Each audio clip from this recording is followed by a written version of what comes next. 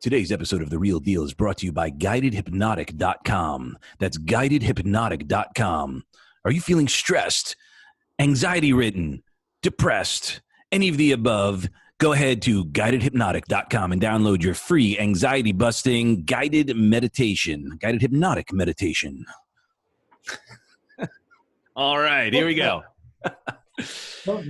So we have an amazing, amazing opportunity. My dear friend and incredible speaker, presenter, trainer, author, salesperson, consultant. He has been in the business for 30 years. Has it been that long? Yep, 30 years. Oh my goodness. So allow me to introduce Mr. Omar Periu. Although the terms dynamic, high energy, and super achiever all describe Omar as he is today, they aren't exactly the words which portrayed the results accomplished in his early career. Omar and his family fled Castro's regime when he was only 7 years old. They arrived in Miami with no money, no family or friends in America, and nothing but the clothes on their backs. Omar proudly wears his rags to riches story for others to hear about and learn from. Not knowing enough about success and its outcome, Omar sought out and studied the masters. He observed the difference between the performance of top achievers and the barely squeaking by making a living. By the time Omar turned 31, he owned some of the most profitable fitness facilities in the United States. From his modest beginnings as a take-it-on-the-chin salesperson, Omar knew the pain of rejection and failure. Omar developed his zero to wealth systems, the investigative selling principles, the 1-minute meeting effective presentation system, and from management to leadership skills. Implementing these into his own career, he soon became one of the top professionals in his field. This goes on and on, but I got to tell you, dude, you are crushing it. You've been working with Zig Ziglar, General Powell, Colin Powell, Larry Bird, Harvey Mackey, Jim Rohn, Terry Bradshaw, Larry King, Tony Robbins, Don Shula, Lou Holtz, Dennis Waitley, Les Brown, Kevin Harrington. The list goes on, and I do have to share with you this one bit, and I think I did. Back when I first got into personal development, Tony Robbins' Personal Power was my first thing, the 30 days, right? Marshall Silver, Passion, Pop, and Power, and your program, and it was called Diamonds to something. Was there something with diamonds? Diamond, like it was Diamonds to Riches or something? I don't know, but I remember your picture, and like those were my first 3 personal development products. And it's so amazing to have come full circle and, be able to, call you friend, to learn from you and work with you, aside you, and have this opportunity. It's just blows my mind. So, dude, thank you so much for sharing your most valuable asset.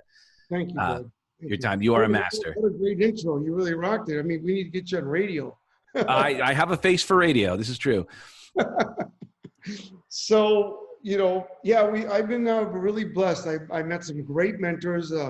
The gentleman that owned the health club where I worked at, his name is Tom Murphy, and he owned the company called Champions Unlimited, and he managed Tom Hopkins, Dennis Waitley, Dr. Maxwell Maltz, Dennis Brown, Jay Abraham, just to name a few. He was best friends with Jim Rohn, Bob Proctor, introduced me to Brian Tracy, got me on, he owned the club. He was the investor, and he became my partner, and we built the largest health clubs in the United States.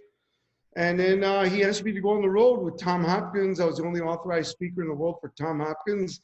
And then he got me on Get Motivated in '96. And I was on Get Motivated until like 2 or 3 years ago, and had a blast with that, Success Resources, and been lucky to work with Tony on his results programs. Mm-hmm. And I do the 10X stuff. So I'm a lucky guy. I met the right people. I always ask my mentors and coaches, why me? And they said, you're probably the most coachable guy we ever met. And you know me, we've become friends in the last few years. And, yep. And I never let it never got to me. I always I'm still the same guy that started out, and I'm always open to new ideas, which is what I love. Absolutely. And you're also that sounds cliche. You are also a super nice guy. Like your heart, you wear your heart on your sleeve, your smile, like there's an engagement, a warmness about you that is just so inviting. You know, it's Thank like people just, I'm sure, want to hang out with you just because of your vibe. Like, you just like, hey, you know, and you're very giving, you're very sharing, you give, you know, great advice, and you're not, you are what you are on stage, off stage as well. Yeah. Like, you're My powerful dad, on stage and you're powerful in person. you know, I'll never forget, my dad always said to me, no matter where you are, because my dad was, you know, in Cuba, very wealthy, and he lost everything, and he lost everything 3 times. He was the employee gate guard at Boca Raton Resort and Club. That was his job. And my Wow. mother was a maid there. And my dad would always say, you know, it doesn't matter who you are, where you come from, you put on your pants just like everybody else, one leg at a time. You're not better than anybody else. He says that people just take advantage of the circumstances that are put in front of them. And that's what I want to talk to everybody about today, is really like stepping it up. I mean, things are different now. Things have changed. You and I were talking right now. I'm doing, you know, 4 to 5 Zoom calls around the world for companies. I'm working right now with Zoom, teaching leadership and sales for BB&T, Oracle, Motorola, Microsoft, Zep, you name it. And it's a whole different world. So we have to adapt to this world. So it's important that everybody, like my whole business, the first thing I would tell you, and Doug will agree with me, is invest in yourself. Mm-hmm. Because right now I'm revamping my whole business, my whole company. I have 7 companies. Not one of them is not, I mean, every one of them has been affected by this. So we're tweaking everything out more. I mean, I think this thing just like increased to get online quicker than we thought it would, right? Yeah. So everything's online, all the products, all the things, all the downloads, the universities are being created, everything. So invest in what you feel is going to make you a lot of return on investment right now. Well, so let's talk about that. You've been through, you know, the sort of the beginnings. You worked with and mentored by and spoke with the godfathers of the industry, you know, between Jim and Zig and all these, like, you know, icons. It has changed over the years, but it's sped up for sure. What have you noticed that has been the same when it comes to the transformations and the shifts and pivoting? And what have you noticed that is different, that, you know, some people could rely on what works and be open to some new strategies? Well, first and foremost, the fundamentals have not changed. If you look at the core base fundamentals, whether it's Bob Proctor, who I got to hang out with weekends at Mr. Murphy's house, they were best friends. He would say things to me that just stuck in my head. He said, you know, when you're born as a baby, you have no limitations. And he'd say stuff to me like that. When I had my 2 kids, I have an 18-year-old and a 21-year-old. He said, you know, the first thing you do when you're born, what do? They put you in a crib. What's in crib? Bars. You know? So when my kids were born, I'm like, what do I do? What do I do? So he says to me, get a king size California king and put these low bars all the way around so they don't see it in their eyes. So I did that, and they'll worry every night they're gonna crawl off that thing. You know, when they got older, of course, I had to like change it. But you know, he would always like throw zingers at me, and then you know, Jim Rohn. I mean, Jim Rohn was so much fun. What a down to earth guy, and he used to say stuff like, treat your body like a temple, not a woodshed. He'd give me books to read. I mean, I got so lucky, and that's why I still do this, because as you know, I don't have to work. I haven't had to work for 29 years. So my money, I have 7 companies that make me money right now while we're sitting here, and I still make over 7 figures in speaking and other things in books. I'm on my 21st book right now. 22nd, actually. I'm writing 2 books right now. I just got called by my publisher to write a new book on what's going on right now. But I'm on my 21st book with another gentleman. I don't know if you noticed, I'm doing a lot of car stuff. I love cars. So I'm doing a book on cars. It's kind of cool. So I, you know, I just love to work. And that's one of the things that everyone must get. For me, find something that you would do even if you weren't being paid for it. Now, you got to be paid for it, because I always tell people, if you're an entrepreneur and you're mistaking activity with results, you're going to get disappointed, disillusioned, and quit and go back. So make sure that you're making money what you're doing. But you know, I learned from Wayne Huizinga. You know, I'm on the board of directors and at Wayne Huizinga School of Entrepreneurs here in Nova and the Board of Governors. And he always said, tell everyone, find something you love, something that you would do like passionately, and something that feels like it's not work. And I love what I do. I love, I mean, you and I meet for coffee and we talk about things and in the industry and all that. And so again, back to your question, the fundamentals still work. Tony works. I mean, you can pull unlimited power right now and get something out of it. Mm-hmm. Earl Nightingale, the first big motivational speaker, The Strangest Secret. Yep. You can pull that out. You can go to George Wattles from 1934 and pick up Secrets of Growing Rich. You can go to Jim Rohn, Take Charge of Your Life. Brian Tracy, Psychology of Success. I mean, Tom Hopkins, How to Master the Art of Selling. You name it. You can go to that now. What's going on now? You better get ready to eat your Wheaties. Things are moving much quicker. Mm-hmm. And you got to invest in yourself. I really don't push too much on the internet. I'm doing more of it now, if you notice. Mm-hmm. But I did because I was happy being on, doing 38 Get Motivateds a year in front of 30,000 people every time. Success Resources with 8,000 people. Being on the Gotta Be Hungry tour with my dear friend Les Brown, who I love. And, working with Brian Tracy and Rohn. So I never really did that. Now everything's different. You can start out today, and if you have the right tools, you can look bigger than we are because of what you do. I mean, you look at guys that have come. I remember working with Grant Cardone when I did 14 states for JM Lexus, and he came in. He was just starting to sell his automobile training, and now he's a monster. He's a giant. Yep. And I did an event with him about 3 months ago with Kevin Harrington. So, yeah. So, I mean, Ty Lopez, Gary V, you name it. There's Brandon Bouchard, a lot of great people out there doing good things.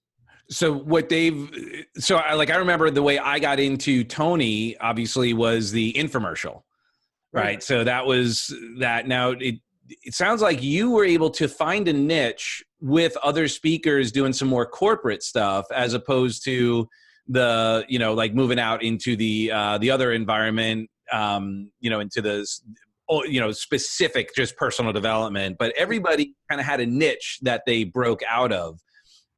Your niche was sales and real estate, right? No, sales and leadership. And leadership. Okay. My book, The 1 Minute Meeting, as you know, did very, very well. Mm-hmm. So that went nuts. That's the thing. I was working with Tom and Brian and Zig. Zig's like, my second dad to me. Mm-hmm. And so they would like bring me, Zig was 60,000, Tom was 30,000, Brian's 30,000. So they'd say, well, we can't afford that, but okay, well, can you afford Omar? He's 15 grand. And I'm like, yeah. So they would bring me in. Then, as you said, I'm a guy that loves people and I have fun, and people Mm-hmm. get to know me and see that I have integrity and character. And so now I would take over the accounts. And Beautiful. I left Tom. Everybody came to me. All the people that I was training for all these other great mentors came to me. Of course, I took care of them, Right. But I took their accounts because, they're like, Omar, just take it because, they couldn't afford those guys. So, I mean, I'm getting retainers of 2 million, $1.5 million, all more Oracle, Motorola, Zep, Yellow Book USA. I was so busy, I never had to market myself at all. And then being on Get Motivated 38 to 50 times a year, how much more could you do? I was out on the road, 80 cities a year, 160 seminars. I mean, it's amazing. Yeah, and making stupid money, and I was already rich. So it's like, we call that a quality problem. Well, Jim Rohn says, when he became wealthy, he says people would come up to him and say, we want you to do this, we want you to do this with it. He says, I really don't want to do that. He says, well, we'll add more zeros to your bank account. We'll add some more zeros to your bank account at the end. And he goes, yep. Okay. And he just kept making money. God bless him. So what were some of your favorite moments that you had with some of those guys? Like, was there like a behind the scenes where you got to see them as a person, where you know, like you got to know them intimately? Like, what are some cool, like, you could share like a story behind the scenes that people go, oh, okay, cool. That was like funny or interesting, Yeah. you know, something. I'll tell you a quick little, Bob Proctor, I got to do a lot of work with him because he was really good friends with my mentor, and he brought me to a lot of network marketing companies. And because, you know, he didn't do communications, he did, you know, Born Rich, that Mm-hmm. wonderful program that he's got, you know. So, which by the way, helped me in my life tremendously. Bob helped me. He's now, I think, 88. The guy was one of my best mentors. And Wow. he's still going.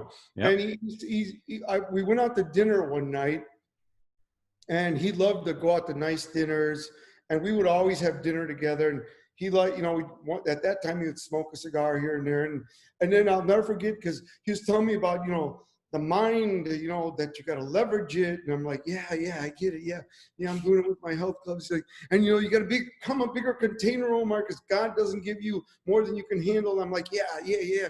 So he says, if you only this big, that's how much money you're gonna make. He says, you want to be like that big. I'm like, no, I want to be like this big, you know. So, and I did, you know. And then I said to him, and I'll never forget this, it was hilarious.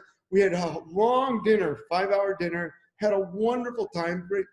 And he says, why don't we have some coffee? And I made the mistake of saying, I don't like drinking coffee late at night. And you know why? Because it keeps me up. He goes, why in the world would you say that? What you put in the universe expands. What you focus on expands.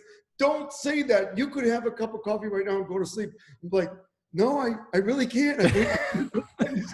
So he just changed. It just gave me but the guy was just a gem, you know. And then Tom Hopkins, I don't know if you guys know, but Tom is one of the funniest people in the world, Tom Hopkins. And he's a magician of funny stuff. And Jim Rohn, I mean, I don't know if you guys know, but he was a great fisherman. He loved to fish. So he would take us to his place up in the, I think it was Montana or Idaho or something, and go with Murph and go fishing. And Earl Nightingale, I got to meet him at the end of his life.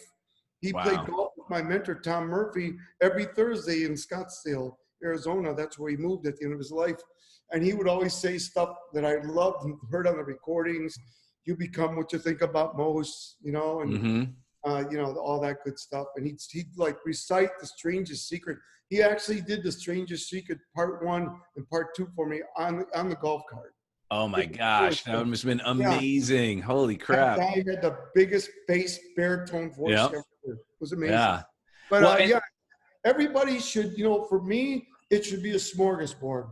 Yep. Tony, you know, Zig, Jim, Brian, Tom, you know, a lot of these new guys for marketing, like, you know, Gary V, Ty Lopez, you know, I like all those guys, Brandon Bouchard, you name it, you know. So it's all, I just love watching the whole thing and how it's continued to go, and it's just moving a lot quicker. That's all. Yeah. Well, and I asked you a little bit to share because I want people to really get how important it is, the people you surround yourself and what you're sharing, what you put in your brain, right? Yeah. As Gene McNaughton calls it, the bread for the head. Right. And it's a game changer. Like when you can hang out with someone and, you know, when Bob corrected you, like, watch your language. Like, you know, when you have those friends, those who just are operating at another level, like they can call you out on it and lovingly and not like, you know, obviously not to put you down, but just like, hey, like a quick reminder, like, hey, you're playing at a different field. We're going to hold you to that level.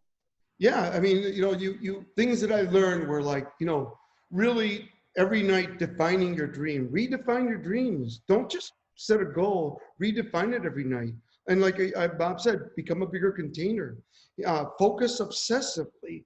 And, you know, don't base your success or your goals on what you have today.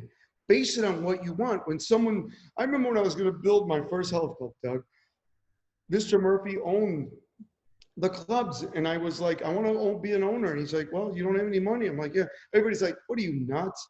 You don't have any money. You never got grades in school. In fact, you didn't even finish college. And when you did go to school, you got C's. And then, you know, And then just like everybody's like, no, no, no, no, no. And I said to Mr. Murphy, I said, give me a chance. And he went out and I said, he said, all right, you need 20 grand. How's that? 20 grand. 20 grand in 3 months. Can you do it? I said, I'll make it happen. So I went to Sears because I had no money. I got a credit card. I don't know how they gave it to me. And I bought a air compressor, the paint compressor. And I met this guy at the club. I'll never forget it. He would make so much money painting apartments in LA. So I thought, there's got to be a lot of apartments because there's a lot of people. So he said, look, just go to this area. I don't work there. And here's the pricing. Underbid everybody $100 an apartment and you'll get work. So I went in and I underbid my bodybuilder friends at the gym, did the trim, you know, like the shiny stuff, the gloss. And I would go in, shh. And you know, as I studied opera, I'm a lyric tenor. Worst thing I could possibly do. Yes. 3 months later, I walked in and I handed Mr. Murphy 20 grand cash. And then I said, here's 20 grand for the first club. And here's 20 grand for the second, because I sold my business to one of my bodybuilding friends. Wow. He goes, I am impressed. And that was the beginning of it. Now, how old were you? I was 23. Wow. Yeah. And I went nuts, you know. Then I just said, let's go. And after the first 28 health clubs, he got out of the game. And I kept going. As you know, my employees, Chin Yi, Lewis Welch was his sister's husband now.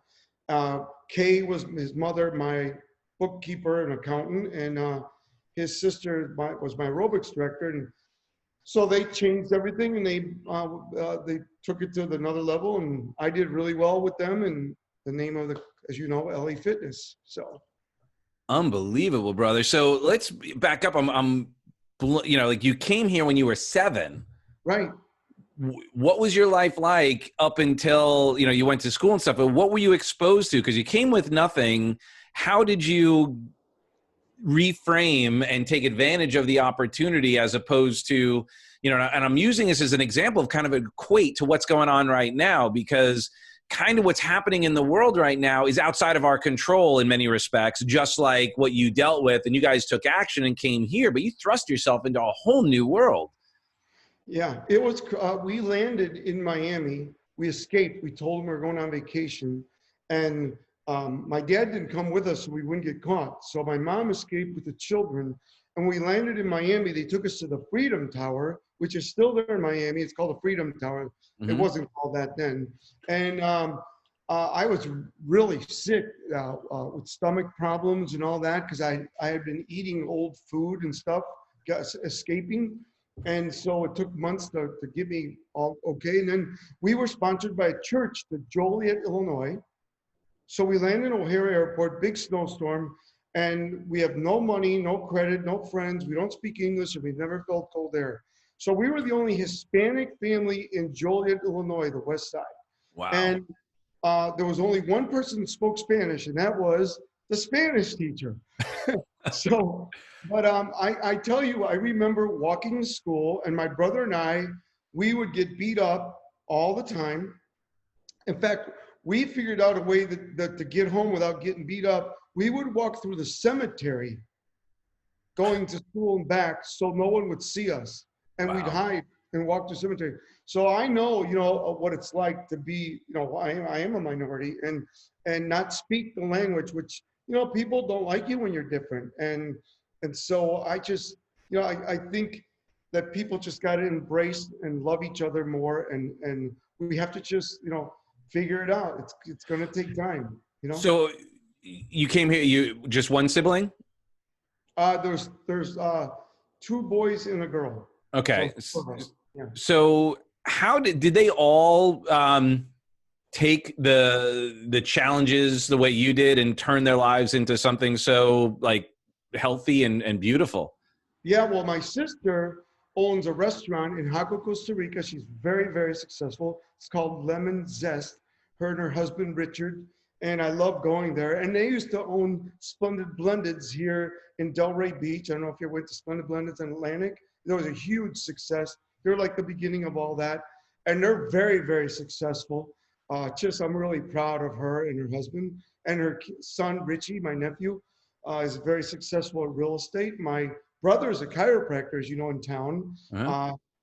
And he's very successful. And my other brother, he's now retired, very successful, and he's doing financial advisor and has real estate. So yeah, every one of them became a huge success. And I believe it's because my mother and father, my dad's an entrepreneur, and he said, you can be anything you want.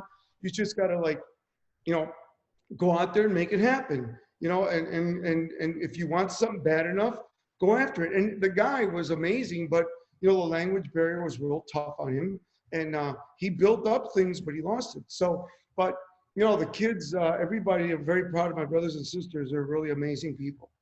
That is beautiful. So would you say is what was there a defining moment or an understanding? What was your belief system about the situation you were in, being beat up, having a language barrier, not knowing anything?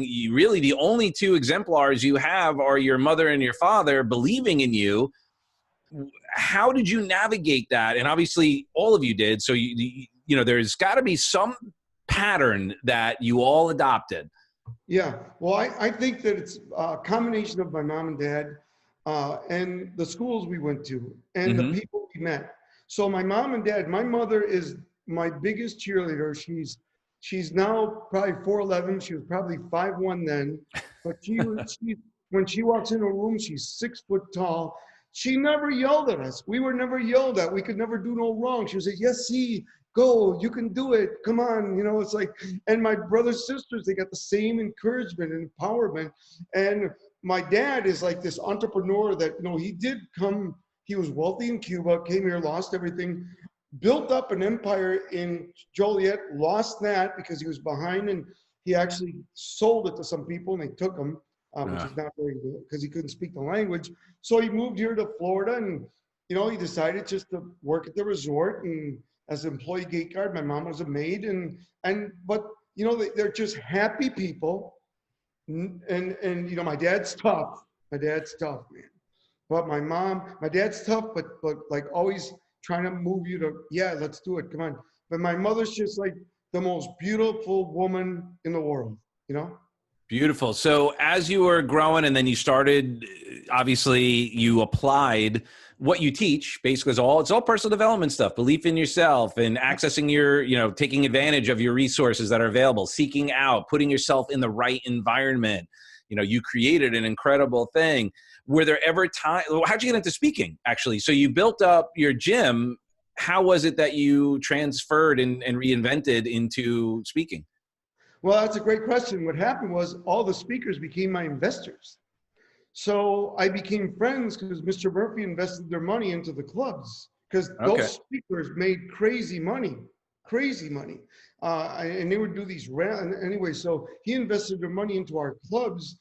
And so when I sold the clubs and stayed on as president for a few years because they didn't want to shake it up, I walked into a diner and Tom Hopkins was sitting there with Tom Murphy, and he said, we'd like you to go on the road with us and work with Jim Rohn. And they were doing a tour with Jim Rohn and Tom Hopkins and himself. And then they said, we want to get you on Get Motivated with Zig Ziglar and Colin Powell and Schwarzkopf and you name it. I mean, I spoke with Larry, everybody you can name. Those events were the biggest events in the world, 20, 30,000 each. They did an amazing job. And Brian Forte and just amazing. I got lucky. I met people that were starting out like Brian, and he kept me on board, and I got to ride the wave with him, and have a blast. And so the whole thing was the speaking came from them investing in my clubs and me doing the right thing. That's what I wanted to bring up. Yeah. I always paid them on time, and I always paid them, and I had an accountant, and I'd put 2 keys, $1.50. I mean, like I was so specific that they would go, this guy is the most honest guy we've ever met. And I've lived my life. If you Google me, you won't find one bad thing about me because I've lived my life to doing the right thing. And we all know that, you can open up all these businesses and build them up and go bankrupt. I've never done that. I've always done the right thing. Always. Beautiful. I mean, I can attest to that. I've, been here for a few years, and we obviously know the same people, and everyone has nothing but, amazing things to say about you. There's never been like, oh, I'm going to go see Omar. Whatever. Like, oh, he's great. Tell him I said, hey, like I was with James Malinchek, and he's like, Yeah. Omar, what a great guy. Oh, I got, it's like, I've never had anybody be like, oh yeah, Omar, like, Yeah. never. And not that anyone ever says anything about somebody, but I have heard some little, there's always a little, sometimes someone might say, well, there's, don't, Right. if you sell, if you do business with them, just watch your split or, whatever. Yeah. Yeah. James is wonderful. And, Yep. like we said, we're lucky. I had dinner with James. I think, well, maybe we were in Houston, was it? Like maybe 5 years ago? I can't, but we had a blast. He's a wonderful guy. Yeah, we got to connect with him because he's got a place down here now. I know he reached out to me and we haven't gotten together, but we will. All this stuff happened. So yeah, so again, it's really important that everybody, focuses on what they want and, stay focused, because these times can derail your goals. As you said, I was just on a thing for 10X right now, like 2 hours ago. And I was telling everyone that, you really got to focus on what you want, go back to your why, be true to your why, write down the 10 most important things you must do the next day, prioritize them. And then, because, I've got that little saying, any entrepreneur that wakes up without a plan is unemployed. Yep. And a lot of entrepreneurs mistake activity with results, and you got to get that results. You got to make money. I always say that. You hear me say that again and again and again, because I feel that a lot of entrepreneurs don't make money, and then they have to go back and get a job. And so why do you think that is? No one has taught them that there are basic principles to making income. And those. They're from setting goals, creating packages, whether you're a speaker, a coach, own a business. Like I work with the International Smart Tan Association. I've been working with them for 15 years. And what do? I help them create packages. Like 15 years ago, you didn't walk into a tanning place. They didn't have the spraying yet, but they didn't have like, oh, when you come in, you're going to get 12 sessions and you're going to buy the bronzer and you're going to get this bed, you're going to get this other bed, and then you're going to get this to keep the tan home. And I help them put all that. So I work for Smart Tan Association. I work for martial arts. I work for Ma Success, the martial arts. I have a great relationship with them. I'm not a martial artist, but I have all the stuff that works in health and fitness works for martial arts. So, I've worked with companies like Equinox, World Gym, of course, LA Fitness. It's just fun. I mean, for me, I get bored real easy, Doug. So I like to work with different companies. One of my favorite things is customizing training. Okay, yeah. Like right now I'm working with some automobile dealerships, and I'm working with my friend, Scott Zanko. We're working on a new book called Varoom, and we have a TV show, as you know, on YouTube called Varoom TV. And so that's fun. We're having fun with that. And we got a book coming out in September. It's called Varoom, Behind the Scenes of the Automobile Industry. You'll find out all the little secrets, how to buy and sell cars and stuff, what to look for. Okay. So that's going to be a good little book. We're having fun with that. But, I'm lucky. I mean, I wrote a book with Tom Hopkins now, which we put it out a year ago, called The Smart Startup. I'm working with Kevin Harrington from Shark Tank. He and I have been friends for 25 years. I was actually number 3 in the world for him for many years in QVC and Home Shopping Network in Latin America. Wow. I actually did a program called Como Tenerlo Todo, which is basically, it's called How to Have It All in Spanish, but it's like Tony Robbins in Spanish, but it was my stuff. Yeah. Oh, that's amazing. And are you not doing that anymore? No, we let it go. We did really well for a few years. It was called Hollywood Discoveries, Como Tenerlo Todo. And we did commercials and infomercials, just like Tony did. Because then it was very inexpensive to do it. Right. And now it's so interesting, as you shared, I'd love your take on what you're noticing now that you're getting into the digital marketing space, where it is uncharted territory in many respects, because it keeps changing. How quickly people get used to, dare I say, the strategy that's being used. So everyone's like, okay, well now we got to make the groups, or you got to make the, whatever. Right. What have you noticed now that you're getting into the digital space? Well, I noticed if you're, that a lot of people don't realize that they have to communicate better. And they have to do things like what you do. You got a beautiful background, okay? That's important. You're dressed right. You look good. You know, a lot of people, I see them on these calls. I told you I did a call in Australia. I'm doing another one next week. And I told the gentleman, I said, you're so bright. You're so talented at IT, but could you do me a favor? You know, clean up a little bit. And your background, you know, just moves the books so they look like they're together. It's like, you know, and I says, and use vocal, like for instance, I'll give you guys some things that will work. Number one, look into the camera when you talk to people, right? Number two, make eye contact with them like you're making it face to face.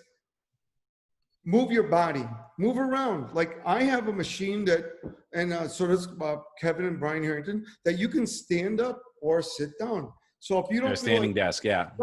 If you've got something like, for instance, if you have an easel behind you, you're going to make notes like I did last week. I will move the machine up. So then when I get up, you don't lose contact of me, right? When you're speaking, you don't turn your back to the audience unless it's for a reason like NLP or you're closing, right? Yep. So why would you do that with a Zoom? So use vocal variety, use body language, move around a little bit. Of course, stay in the square. Have good equipment. I have the best. Well, you don't need much. I got the new MacBook, whatever, and I've got like, cameras and things. I got the machine, all that. Have the best easel. Have good markers. Goodness, I did an event with a gentleman last week. Well, it was with Les Brown and a gentleman that was speaking with us. As I told you, people paid to be on there, and the guy got up and his markers were dry. I'm like, what are you doing? It's like, check your markers, like, little things. I mean, you see people like Grant Cardone do it every day. Well, he does it he's got his markers, he's got this, he's dressed, he looks clean, he's fit, all that. You see like Gary V is a more laid back approach, right? He wears more of the workout clothes and the hoodies and things. It's all cool, but he looks good, right? And Ty Lopez and all of them. So we just got to adapt, but don't forget, vocal variety, use the camera properly, have the angle right? I mean, I've seen some people, it looks like they got it on their lap and the camera's looking up. What is that? I mean, you've seen it, right? Yeah. So just, use the tools that you learn in, like, I have like the programs that I teach, use the tools now live. Right. Yeah. How have you adjusted in the way you are making your offers now that it's a hybrid, right? So have you been reaching out to, or have they reached out to you, like any of your past clients who maybe you had some bookings? I mean, I know for me, all my gigs, for the most part, died.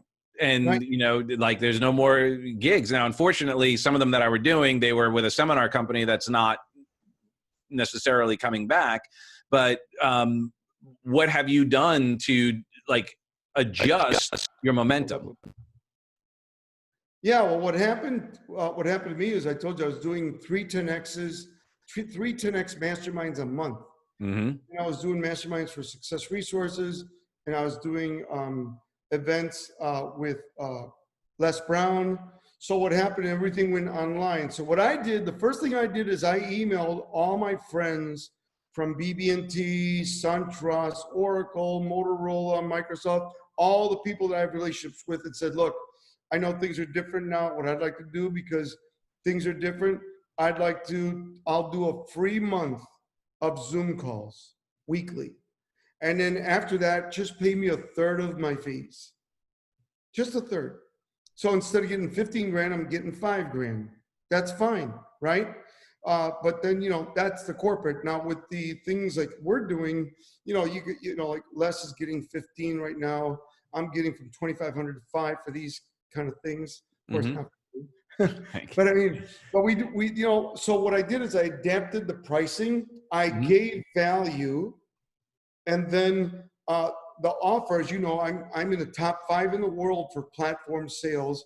I've sold, it was funny, we were doing the numbers at the end of December, my fulfillment center, I've sold $450 million from stage.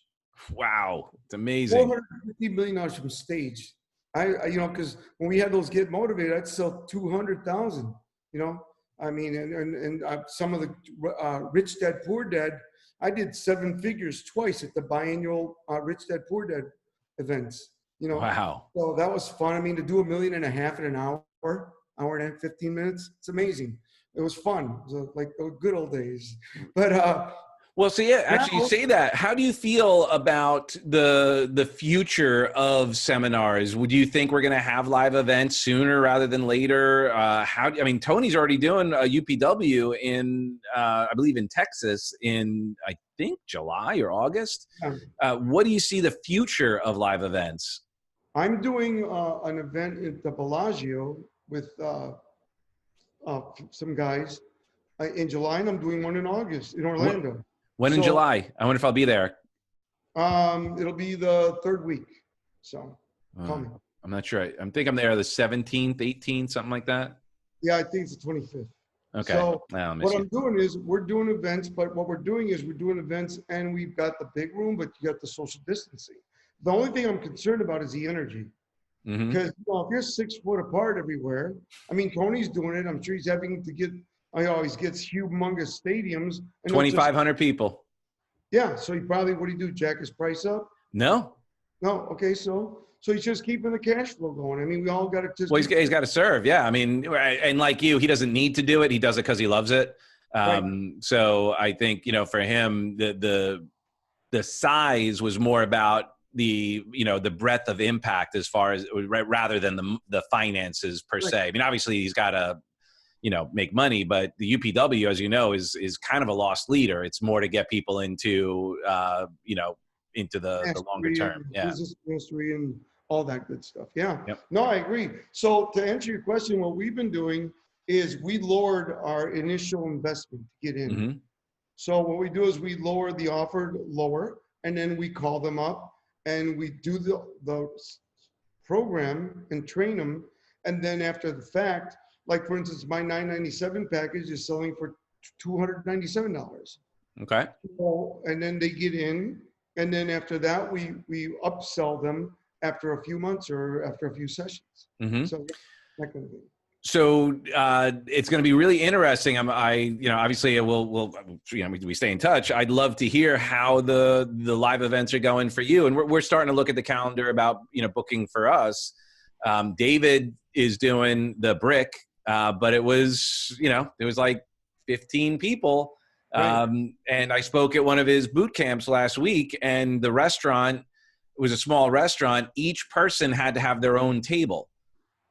Crazy. So there's only 10 people. It was a small restaurant, so each person was sitting at their own table. And, yes, it was a little different, but I think the good news is guys like you and I who have kind of been in small rooms and big rooms and all of that, I don't think we get as thrown off when there's that, that the social distancing, if there's a smaller room, because we're not, I don't know. We have so much more, I think, breadth of experience that we can utilize that and still deliver and still create the energy.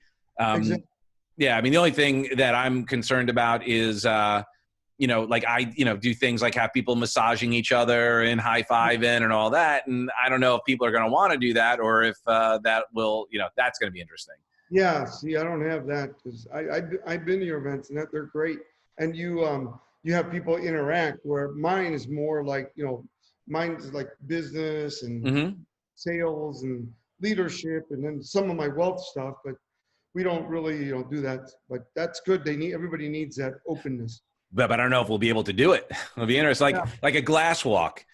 I'm not sure if people are ready to do a glass walk. A fire walk might actually be more, they might be more into it because at least, you'll burn off the, the virus. Right. But yeah, like glass walking or fire eating, like I don't know if people are going to be open to it, but that's something that's so important to the work that I do anyway. Like part of that interaction. I don't know, but someone just actually today reached out to me and said, okay, we want to do a glass walk. So, they asked me, I wasn't pushing it. Yeah. Well, I mean, you just got to go with right now, I think everyone should be, if you're a speaker or a coach, do whatever you can to stay busy, right? So keep your mind positive. I always say, who motivates the motivators, right? A lot of people that are speakers and stuff have been reaching out to me like, what are you doing? How's it going? They're like, you know, you wouldn't recognize, I won't mention names, but you would say what, you know, because they're huge, they're big, they're like the top of our industry, but they're feeling it, you know, and they're not like myself. I have zero debt.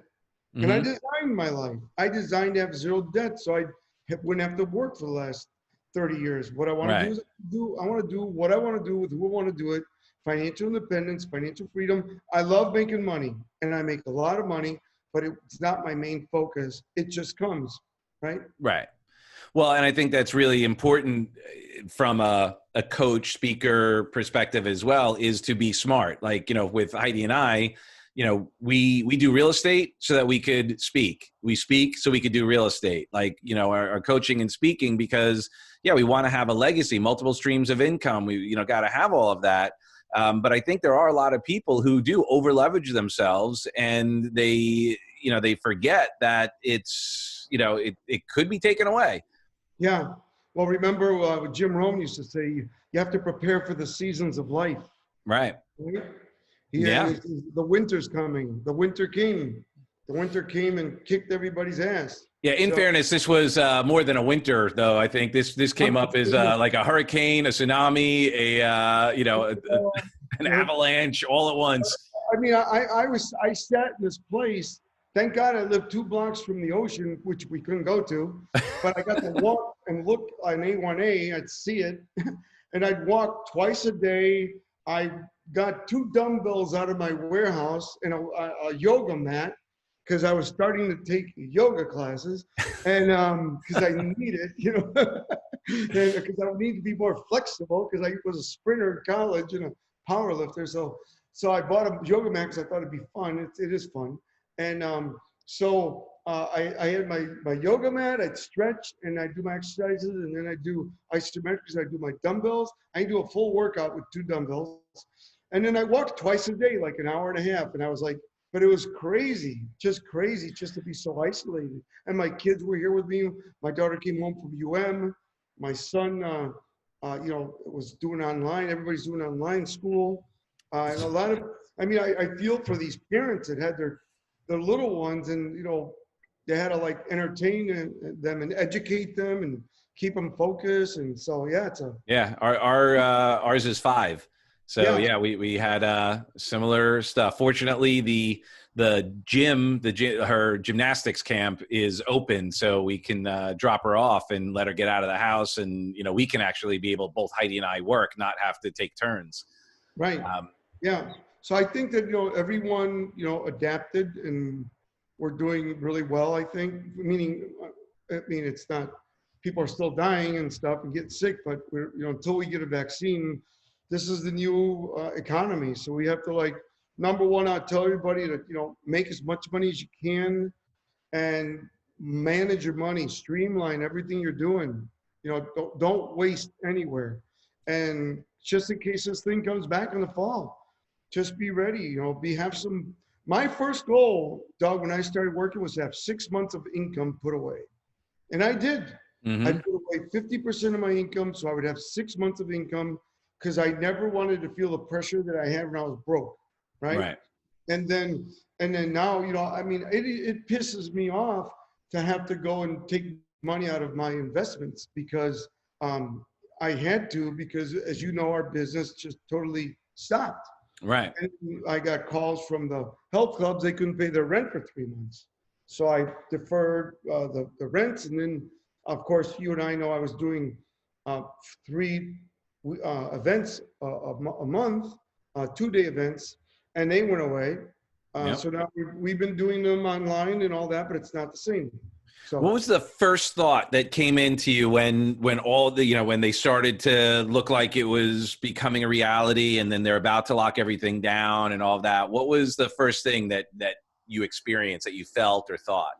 Well, the first thing was, I had another event in March, and the guy did it. He did one in the beginning of March and one in the middle of March. And I'm like, I don't think I should get on a plane. It's in New York. We did it in New York. I told you they rented Billy Joel's ex house. And Yeah. he had, I said, well, here's the only way I'll come, okay? You pick me up at LaGuardia. It's not an Uber. It's one of your guys. And they drive me to the house, which is an hour away from New York. And I stay at the house. I speak for the group in the house. And the next morning, I was there for 2 days. I get up and I'm on a 6 o'clock flight out of LaGuardia. That's exactly what I did. And the same guy took me back. And then when I got here, of course, they quarantined anyone from New York for 14 days. So I had to stay, like self-quarantine. Yeah. So I got a thing from Delta saying, hey, you got to stay in your house for 14 days. So here I am with my kids hoping I don't have this. And, but it was crazy. Yeah. So the first thing was like, wow, what's going on? Because I was with Kevin Harrington speaking, and he had just flown from China. Wow. Yeah. Yeah. Don't worry. We're not going to quarantine you from China, but if you came from New York to Florida, then you go. You got to, that's it. Yeah. And then so he's like, man, I was thinking, what about this stuff? Because I was in China. I'm like, I don't know. And then we found out after the event that some guy that was there got it after we left. Wow. New York. So we didn't know if it was before or after, but it's just crazy times. And I just want everyone to stay purposeful, stay spiritual, stay healthy, stay happy, and then work on making as much money as you can any way you can. So how would you, for right now, for maybe coaches who are starting out, speakers who are still wanting to speak, how could they monetize? Like, what is it? Where do you see the opportunity, and what's the mindset behind that? So, because yes, I agree, everyone's got to be making some money. I mean, that's, we can't live without it. What's some advice or mindsets or tweaks that you could recommend someone? I would tell everyone to, number one, get more active, get more social media going. It doesn't have to cost you anything. Do a lot of things with people like yourself. I'm doing, as you know, I did 2 with Les Brown. I have Kevin. I've done 4 or 5. Phil Smith. I'm doing a thing with a bunch of speakers. Mm-hmm. So I'm doing a lot of these. Oh, Bert Oliva, my dear friend. So I'm doing all these things with all these great people like yourself, and basically just staying busy, having fun, and getting people to know you. Mm-hmm. Now, number 2, if you need to make money, lower your fees. If you're starting out, don't try to get what I get, because try to just keep the cash flow going. So what is, because I think for some of the fear behind, speakers as they're starting out is what's the right price? And then now with Zoom, is there a market for speakers to get gigs on Zoom? How many, have you done any of your past clients where they're like, yeah, we'll just wait to have you come live? Which is probably why you offered the free one anyway, to show that it's okay, because they probably had that thought. Right. What I believe is that, right now you should just do whatever you can, whether it's free or paid. Mm-hmm. Most of the speakers are not going to get paid.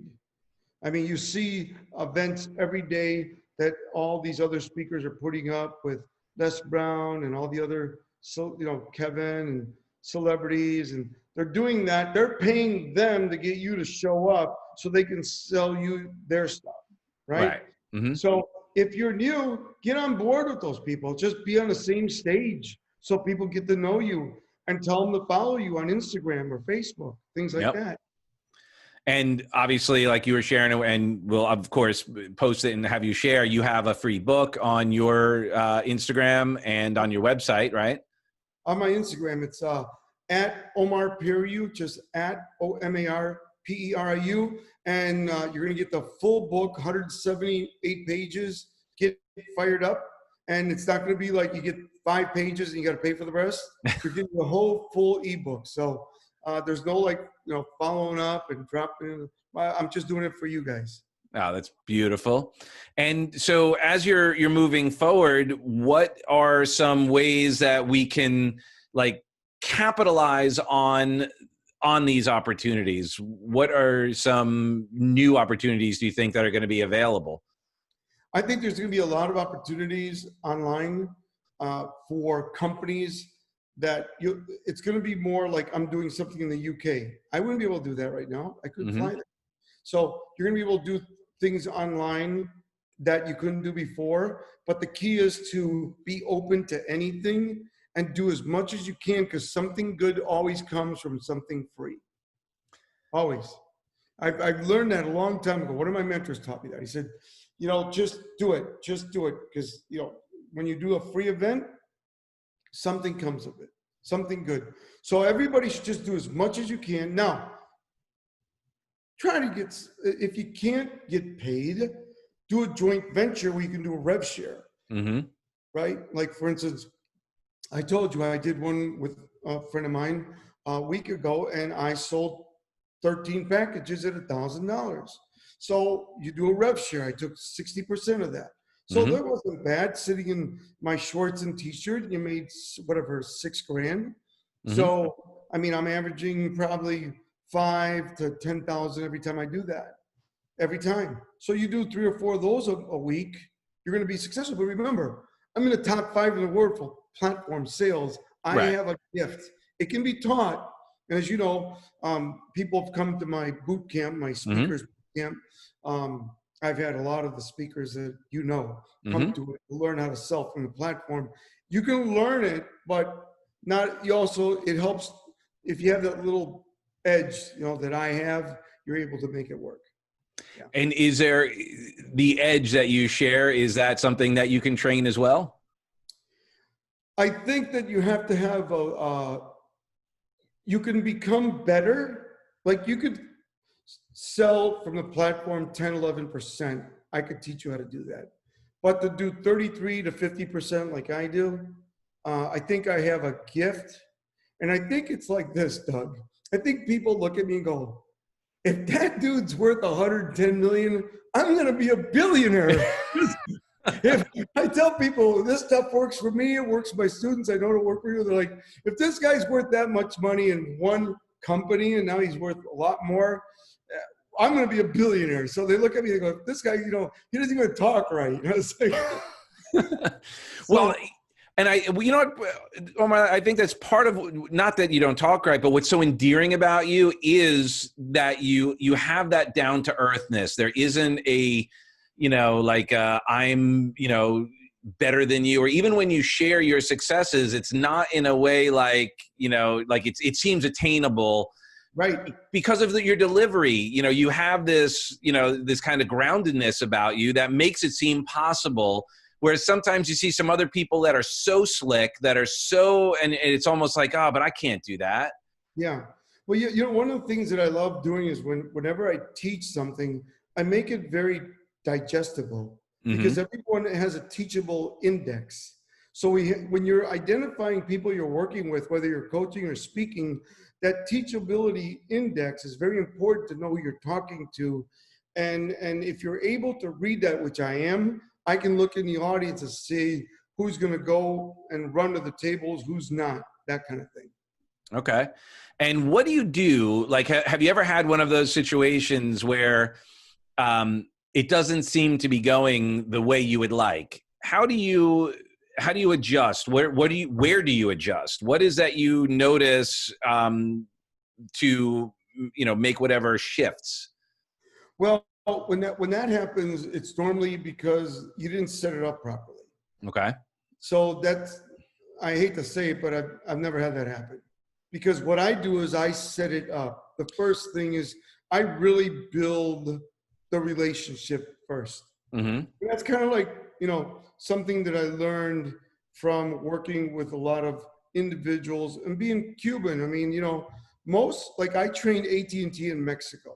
They won't even talk business. I do their leadership, sales, and customer service in Spanish. They won't even talk business with me. Every time they turn over a new leader there, and what happens, right? It happens to all of us. Yeah. I go there and I have to go there and stay in Mexico City and have fun with them for 3 days before we even talk about me coming to speak. They know what I'm there for. Yeah. We go to lunch, nice long lunch. then we meet for dinner, then we go to lunch, then we meet for dinner. Then the third day we start talking about, we want to do this. And you're like, yeah, okay. You got to see, so for me, I think that people don't build rapport enough, build the relationship, give value, give. Don't think about, most people talk so much about themselves and their product or service or their idea, and they oversell, and it's like it'll take you out when you're just too much about me too, it's got to be me too, not what if, right? So interesting you say that. I had our pal Gene McNaughton on the other day, and he was sharing, he applied Bob Berg, go get her, go give her. And it's just like, man, that's the way I was able to blow my business up. Go give her. Just yeah. And yeah, Bob's a good friend of mine. I've been on Get Motivated with him lots of times. Yeah. And but that is part of the rapport building, because really what you're giving is your attention. You're giving your presence, you're giving your time. It's not just about giving referrals and giving all of that. The fundamental, I believe, is the exchange of energy and appreciation. Yes, and listening. People want you to listen to them, right? You ask the right questions, and the bigger, the better the question, the better the answer. So the key is to listen to them and qualify them, so then you can turn around and sell them what you want to sell them. But that all comes from listening and asking the right questions and having great qualifying questions. So what are some of the best, do you have some go-to questions that you have that are kind of your go-to to really dig deep? Yes. If you're talking to individuals on stage, it's different. I normally will do questions that engage, enroll, and compel people to want to be part of the audience. But when you do it one-on-one, I use my mentor, Tom Hopkins, taught me the acronym NEADS, which is misspelled NEADS. And you just ask people, what are you doing now? Right? What are you doing now? And then, the E is, what do you enjoy about what you do now? And then the A is, what would you like to alter or improve at what you want to do now? Then the D is, make sure you got decision makers. And then the S is, come up with a solution. Remember, every one of us is a PPS, a professional problem solver. And people pay me to solve their problems. So I can take an individual, whether they're a beginner or already, I work with hedge funds that pay me $30K a month to mentor them. And I have beginners that pay me $1,665 a month. It doesn't matter to me. I give the same effort. But what happens is I'm able to find out where they are, their teachability index, what they need, and find out where they want to go and help them create a strategic plan. And then you got to give them the activities. Everybody's got different activities. So give them the activities that they need to get to where they want to go. What do you notice that is the same, and what is different about the person who's just starting out and the person who is already established? Like when you're talking about the hedge fund person or some other person that's already operating at a high level and the someone who's starting out, what's the same and what's different? The same is nothing. Okay. Except for maybe a passionate desire and unwillingness to quit. Okay. An unwillingness they have a willingness to act and desire. What I find about people that are at the top of their game, I find that they have what you talk about, the energy, right?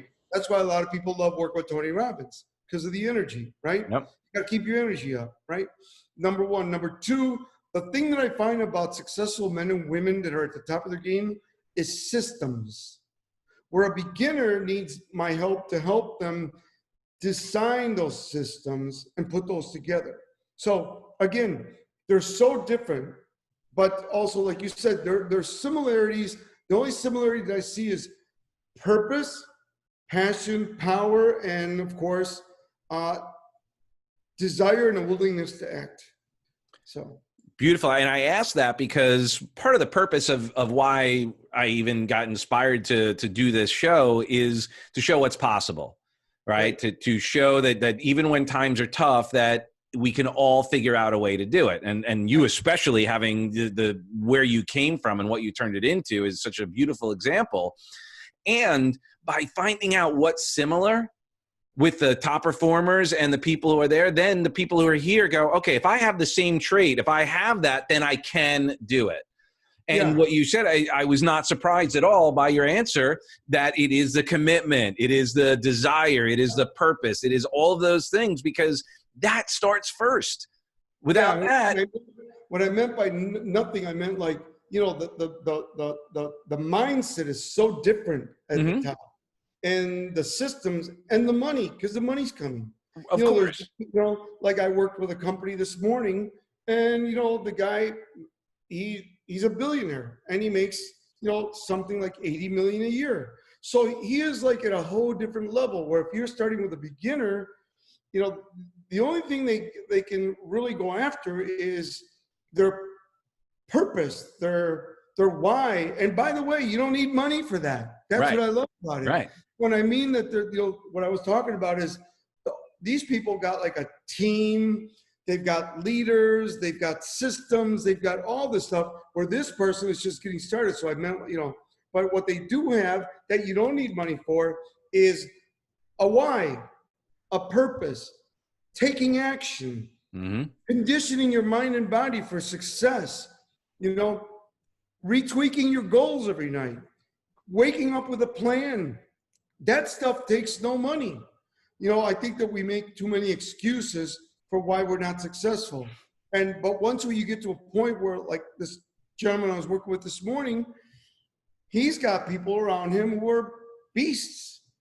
They're beasts also, because they're making 7 figures a year working for him. So what he's done is he hired right. So if you hire right, you have systems, then you're going to grow. You can't grow your company unless you do that, guys. That's what I teach, and that's what I train people.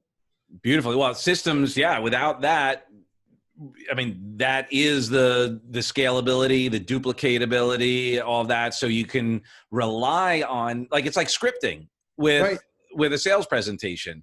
That's a system, right? It has certain points in it and certain reasons for it. And without having that mastery and that system in place, when something comes in and screws you up, you don't know where to go. But if you have it in place, you go, okay, I know what part of the system to get back into to keep going. Exactly. And if you look at the biggest thing that I tell everyone is sales.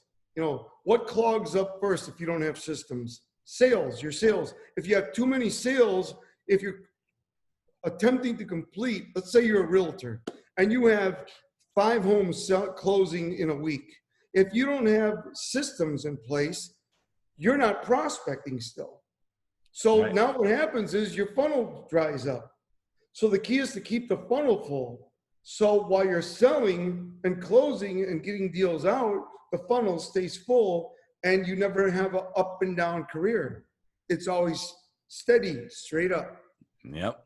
Well, and the system I have right now for this is I'm recording, like, while things are kind of relatively slow, for lack of a better term, where I have a little more free time, where people are still, there's some people are still under quarantine and all of that. I'm pounding these interviews as best I can, do 2, 3 a day, sometimes 4 a day, but they're all going to be released in sequence. So I have like already like 3 months worth of podcasts that are going to be released every Monday at 9 a.m. So while we're doing this live, people get to benefit from it now and all of that. But then when it gets dropped, there's going to be another time, another opportunity, so everyone can benefit from it. And I don't have to, when I start, getting more busy, I know that I've got my pipeline filled, at least with these shows. Smart. As best I could do. And also what I believe is the universe will provide that whenever this, the date will be for whomever this release is going to be at the right time for the right person or people, because they're going to be in a place ready to hear that message. Well, people need to hear these messages. I need to hear it. I play the messages every day myself. I'll go on and I put on, like, every day I'll put on, well, not every day, like 4 days a week. I'll put on the old timers. I like listening to Jim Rohn, Art of Your Life, or Earl Nightingale, Stranger's Secret, or, I listen to Little Zig because I miss him. And, so I do all that stuff. I love listening to different things, it's just fun for me. Yeah, when I was talking to Gene the other day, we talked about he does something that I do too. I wear headphones at night. I have like the sleep kind, and I'm just playing some sort of personal development while I'm sleeping. So it's always going into my other than conscious. Whether or not I remember it, I don't know. But I'd rather have that going into my mind than I don't watch like the news before I go to bed, get all pissed off, and then have that. As you know, I studied opera. I'm a lyric tenor, and for those of you who don't know, I won in Latin America for music a couple Grammys, and I would listen to the operas because they're in 7 languages. The ones that I was doing, I'm a lyric tenor, so I have the highest male voice, and I would listen. I bought one of those mics that go under your pillow, and I would listen to the operas so I could memorize the different words, and I'd hear them every night. I'd have it on. How many languages do you speak? Well, I only 3 now. I used to sing in 7, and but it takes me some time. But I phonetically sang all the rest of it. Okay. Yeah. Beautiful. I learned that in school. And are you still singing? Sometimes I'll goof around. Like during the holidays, I'll warm up my voice and go out there. I have a Christmas CD. Well, my wife is Jewish, so we call it Happy Holidays. Okay. That's great. It was fun. That is beautiful. Well, dude, is there any last words of advice that you could give to people who are, in whatever space they're in? If they're growing their business, if they're plateaued in their business, what are, some little bits of nuggets of information or inspiration you could share? A few things. Number one, become a bigger container right now, right? Become a bigger container because God won't give you more than you can handle. So if you want to be rich, I learned that from my mentors. I became a huge container because I made my money and didn't lose my money. And I've lost very little money ever. How do you become a bigger container? By self-development. Okay. By working on goal setting, time management, understanding money, finding out about money literacy, finding out about money, learn about money, put on whatever you want to watch, or I like to watch different business shows, right? Learn about money, learn about, how to build things. And when you make money, learn how to keep it. So I have this book called Get Real, Get Rich. And I'll just do the acronym for you guys. The acronym REAL is repeatable income. Find things that make you money, like you said, real estate, network marketing, our business, books. I mean, I'm on Audible. I'm on iTunes. I get checks. I'm like, wow, this is cool. Yeah. Audible sent me a check in December. They go, you have been our biggest surprise. And I'm like, what do you mean? It says, you're like our little, where'd you come from? They're like, you're killing everybody. You're killing all the big guys. Great. I said, I have 12 programs with them. So Audible, iTunes, Amazon, I get these, it's fun. Find ways that you can make money while you sleep. That's how you become rich. You don't become rich working.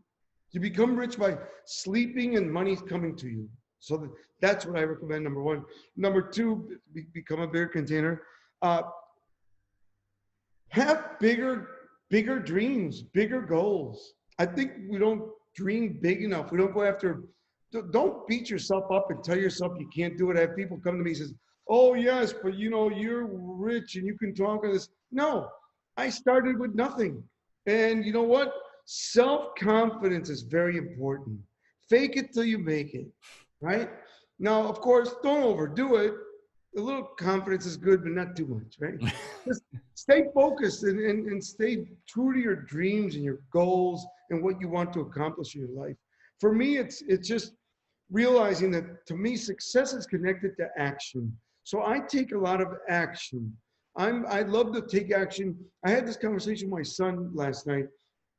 I'm like, son, come here. I need you to help me with something because he's real techie. And he's like, oh, Dad, let me do it tomorrow. I says, hey, There's a reason why you're driving that brand new C63S convertible Mercedes-Benz and you're 18 years old. You've had nicer cars than most people will in their life. And he goes, why? I said, because I complete cycles. Never put anything off that you can complete right now. And so I said, sit down and complete a cycle for me. And my mentor said, my mentor Tom Murphy said, never put off what you can do today, or better yet, never put up anything today that you can have somebody else do for you today. Because if you got people working for you, get them to complete cycles. And the more cycles you can complete, like for instance, if you're in sales and you're chasing a sale that the person keeps telling you, oh yes, I'm gonna do it, and you know they're not. And if you just go, look, are you gonna do it or not? They go, no, great, thank you. You just completed the cycle, right? Just tell me the truth, right? I mean, the bottom line is completing cycles. I'm really great at completing cycles. So become a bigger container, complete cycles, and remember, what you put in your mind, as you know, Doug, you teach this, thoughts are things, you become what you think about most. Your mind is going to have cells of recognition. If you don't learn to pull those weeds out and replant a seed of greatness and cultivate it, that weed, if you pull it out, what happens when you pull out a weed? There's a what? A void there. So every time you go to think like that, you're going to go into that hole. And that's what happens. And tell yourself, it's not what's wrong with me, what's wrong with it, what's wrong with them. It's who's going to do what, when, how much, and how fast. Who's going to do what, when, how much, and how fast. And that's how I got here. And you know what? The simple things to do, like Jim Rohn said, are also the simple things not to do. You just got to keep it simple. I think people complicate their life too much. If it's meant to be, it's supposed to be easy. I don't, things come to me. Less effort, less work, more income. David says that thing too. The less I care, the less I work, the more I make. And I think what he means is it's not about not caring. It's about not getting stressed out about stuff. Like, things are going to happen, but I can't let that, I can't have it take me out. I got to be doing the things I love, not be doing things like what you shared. If someone else could do it for me, have them do it rather than me. And that's about delegation. And then obviously create the bigger vessel so you could receive it. I mean, let go, let God, right? You've heard it a million times. Let go, let God. And my mentor always used to, he was funny. He said, hang around with champions, hang around with eagles. Hang around with people that are going to take you somewhere, not people that are going to beat you up or bring you down. Hang around with people that want you to succeed. Hang around, people that see and feel vision. That's what you want. You want to be around. I love hanging around with inspired people. I love inspired people. I mean, inspired people to me are so attractive. They're so attractive. I mean, I just love being around inspired people. And that's why I love being with you. I appreciate that, brother, and in kind. So actually, speaking of that, quick question. When we talk about like the company you keep, how do you manage when you hang out with such amazing people, like obviously Les and Bob and all these incredible people, on the way up, before you had gotten to the status you are and you were hanging out with them, I know it's like a delicate balance on feeling not as accomplished when you're hanging out with such, or not as inspired when you're hanging out with such people that play at such a high level. What was your core belief, and what is your core belief that allowed you to stay focused and have that belief in yourself that you not only could hang in that environment, but deserve to be in that environment? Well, I think it came from my mom, always being my biggest cheerleader and telling me and my dad that I could attain anything and be anything I wanted. I think that was number one. Number two, Mr. Murphy gave me a lot of confidence. Here's this giant in the industry who liked me and took an interest in me because we got along really great. He loved fitness. So I got him in shape and we worked out together and we would have these conversations working out. And Zig, I used to walk with Zig an hour every night after Get Motivated because he couldn't run anymore. So he used to love to run. And So every time we'd meet for dinner, and then we'd go and walk for an hour every night. Wow, what a gift. And he would talk to me, and not just about, speaking. He talked to me about life. He would talk to me about the Lord. He would talk to me about, things that matter, about being a great husband, all these different things. So he was a big instrumental change in my life. And then, of course, Tom Hopkins taught me, the guy is just a closer. He taught me how to sell even better than I was. So he was a great gift. And Bob Proctor gave me a whole different level of the mindset. He just took me to a place that I never thought that I could be so caring. He made me feel like I was important, and he took me to a place where I was like, oh my God, you mean I'm that good? And Brian Tracy, when I met him, he would always tell me things like, whatever you're doing today, learn to do it better every day. So I said, and do it now. Do it now. I do it now. I do it now. I said, and do it better. Take one skill a week and do it better. I take that one skill and do it for a week better. And then he said to me, when I was about to leave, my companies and all that, he says, take the plunge. What are you afraid of? And a lot of us don't take the plunge. And then we look 10 years later, and we're at the same place, and we look at it and we like, what happened? Don't do that. Take the plunge. I mean, Brian Tracy said, take the plunge, you're ready. And I did it because of him. Brian Tracy. I mean, I owe that to him. And I see him all the time, and every time I do, I give him a big hug, and I thank him for I was just a kid, I mean, I was just a kid. They still call me son. It's funny. All of them call me son. Proctor and all these guys. Hilarious. Hey, son. I'm like, yes. Yeah. It's so funny. Certain people, like when Zig was alive and Jim Rohn, when they'd call me son, I felt like I was like your 5-year-old running for ice cream. Right. Yeah. I'm here. Yes. Oh, it's amazing. It made me feel great. And that's what you want. You want people to make you feel great in your life. Well, and dude, I think that's why also you are so successful, because you make people feel great. You come from that place of, I know it's not your thing like Les, I see greatness in you, but I think people feel you see greatness in them, that you just honor them like for where they're at, and you have a genuine interest in bringing them up. Yeah. And I get it. My life is dedicated to helping anyone that I work with reach their greatest potential. That's my whole goal. Yep. And by the way, you never stop. I'm not there. Just right, of course. Keep moving, keep growing. Yeah. Well, once we hit a certain point, we're going to notice we're at a new level. There's a new peak. There's that we couldn't see from where we were before. Yep. As John Maxwell says, the law of the lid. Got to keep knocking the lid up, right? Amen. Yeah. Well, dude, thank you so much. How can people get in touch with you? How can we connect you? They want to learn more. They want to work with you. How do they get in touch?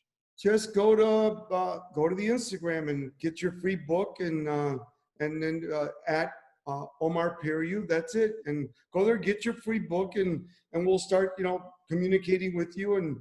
And if they need to email me, it's just my name, omarperiu@gmail.com. That's my personal email, OMARPERIU@gmail.com. Or just go get your book, and we'll start the relationship. Beautiful, brother. Well, dude, I can't thank you enough for spending your most valuable asset, your time with me. I know you've got multiple things going on, so I'm truly blessed. I love you for who you are and who you aren't. And of course, if there's anything I could do for you, I'm here for you. And yeah, let's talk about putting together a program together. Let's spread the love. I love it. Thank you, Doug, and thank you for having me. And thanks, everyone. Thank you, brother. Okay, we'll see you in a bit. God bless.